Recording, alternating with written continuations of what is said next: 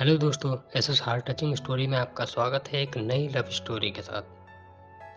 एक लड़की थी संजना, बहुत ही खूबसूरत। जितनी वह सुंदर थी उतनी ही ईमानदार। ना किसी से झूठ बोलना और ना ही फालतू की बातें करना, बस अपने काम से काम। संजना की क्लास में एक लड़का था जो मन ही मन उससे बहुत प्यार करता था। उसका नाम था संजय। लड़का अक्सर उसके छोटे-मोटे काम कर दिया करता था। बदले में जब लड़की मुस्कुरा कर थैंक यू कहती थी, तो लड़के की खुशी की सीमा नहीं रहती। एक बार की बात है, संजय और संजना साथ-साथ घर जा रहे थे। तभी जोरदार बारिश होने लगी। दोनों ने एक पेड़ के नीचे शरण ली। बारिश बहुत तेज थी। कुछ ही पलों में बूंदें छन-छन कर नीचे आने लगीं। ऐसे में बारिश से बचने के लिए दोनों एक दूसरे के बेहद करीब आ गए। संजना को इतने करीब पाकर संजय अपने जज्बातों पर काबू न रख सका। उसने संजना को प्रपोज कर दिया। संजना भी मन ही मन संजय को बेहद पसंद करती थी, इसलिए वह भी राजी हो गई और इस तरह दोनों का प्यार परवान चढ़ने लगा। एक दिन संजना उसी पेड़ के नीचे संजय का इंतजार कर रही थी। संजय बहुत देरी से आया। उसे देखकर संजना नाराज होती हुई बोली, तुम इतनी देर से क्यों आए? मेरी तो जान ही निकल गई थी। संजना की बात सुनकर संजय मुस्कुराया और बोला, जाने मन, मैं तुमसे दूर कहाँ गया था? मैं तो तुम्हारे दिल में ही रहता हूँ। तुम्हें यकीन न हो तो अपने दिल से पूछ लो। इस प्यार भरी बात को सुनकर संजना अपना सारा गुस्सा भूल गई और वह संजय से लिपट गई। एक दिन दोनों लोग उसी पेड़ के नीचे बैठे बातें कर रहे थे।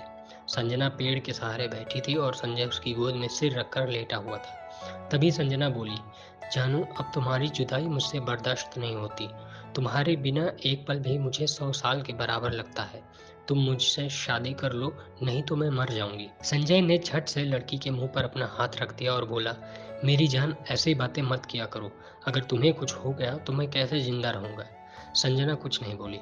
वह उम्मीद भरी नज़रों से संजय की ओर देखती रही। संजय ने अपनी बात आगे बढ़ाई और कहा, तुम चिंता मत करो जान, मैं जल्द ही अपने घर वालों से बात करूंगा। धीरे धीरे काफी समय बीत गया। एक दिन की बात है, दोनों लोग उसी पेड़ के नीचे बैठे हुए थे। उस वक्त संजय का चेहरा उतरा हुआ था। संजना के पूछने पर वह रुआंसा होकर बोला, जान, मैंने अपने घर वालों को बहुत समझाया, लेकिन वे हमारी शादी के लिए तैयार ही नहीं हैं। उन्होंने मेरी शादी कहीं और तय कर दी है।